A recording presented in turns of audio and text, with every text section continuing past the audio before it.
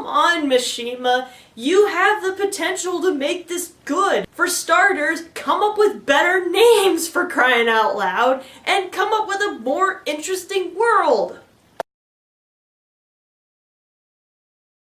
So then the third chapter begins with a flashback of Aki and Mummy when they were much younger, and Aki just came back from being beaten up by Garu Elf, the threatening monster that was mentioned in the previous chapter, and then Mummy proceeds to try to go after him, but Aki tells her to not do it, and then it turns out to all be a dream that Mummy was having. And then Turon comes in with a drawn-up face that was made by the two guys, and then she proceeds to run after them, and while Mummy sighs at their childish foolery. And then, while they're still running around, she takes a shower, and then after getting annoyed, she proceeds to beat up Aki and James even though she's completely naked.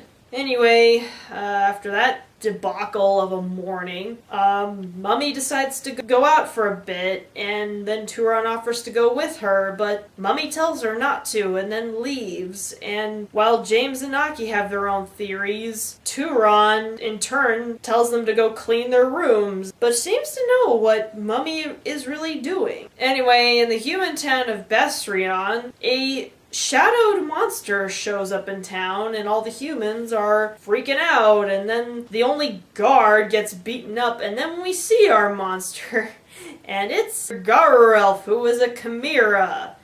And I gotta say, his design looks more goofy than scary. I mean, I gotta give Mishima credit for being creative with this kind of a monster, but I don't know if he was expecting us to take this guy seriously or not. I mean, it looks like some biker dude who just happens to have a lion and a goat head and then has a snake coming out of his ass. So the humans run away in fear, and then Garoth makes his way to the nearest bar, and then Mummy shows up, but they don't give a shit. So they demand that she bring Aki to them because they have a score to settle with him, but she in turn decides to fight them instead, and it seems to be going pretty well in her favor, but then things turn ugly when Garu Elf decides to throw in the bartender, who was cowering behind the counter this entire time,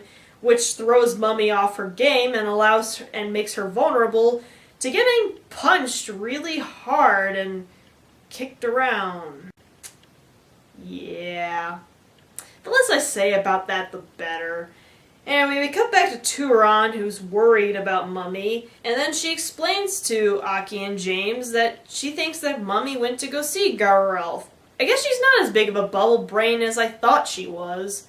And when Aki asks why Turon didn't say anything sooner, Turon explains that it was because if she had told Aki, he would have gone out the door to murder Garu Elf, and he does just that. Then we come back to the flashback, and we see a young Garu Elf having just beaten up a young Mummy, and then the other three monsters as children show up to see what was wrong, but she tells them in turn to go, and I gotta say they all look pretty adorable when they were younger. Anyway, Mummy apologizes and says that she wanted to get revenge for Aki being beaten up, and then it turns out that the reason why Garu Elf wanted to beat up Aki so badly was because they wanted his soul. Because they hope that by gaining his soul, they can gain a lot of power. And, okay, I mean, there is a certain logic to that, but it doesn't really make a whole lot of,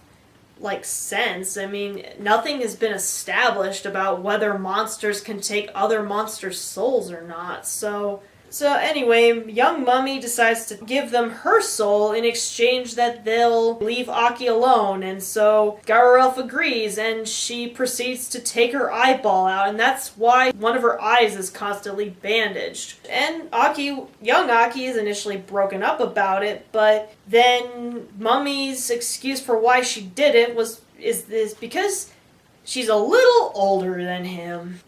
So, in other words, because I'm more mature than you, I have the right to mutilate myself, and you don't. But in the present, it's revealed that eyeball she gave them really wasn't her soul.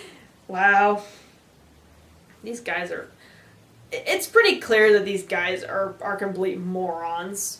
So they threaten to kill her, and then just as they're about to finish her off, James and Turan show up, and then Aki comes in last to beat Garelf up, which he does, and then he goes to sleep. Then a week later, the four monsters are enjoying pizza, and it also turns out that Mummy's other eye randomly healed during that time. I guess Garelf had her eye on him. Fuck it. And that's how this ends. This is not a good manga. Its setting is boring, the characters are all idiots, the names are terrible, and story-wise it just doesn't feel consistent. You don't get a sense of like progression with every chapter. Well, I'm the Manga Maniac, and you'll excuse me, I gotta go find some monsters to beat the crap out of in order to make me feel better.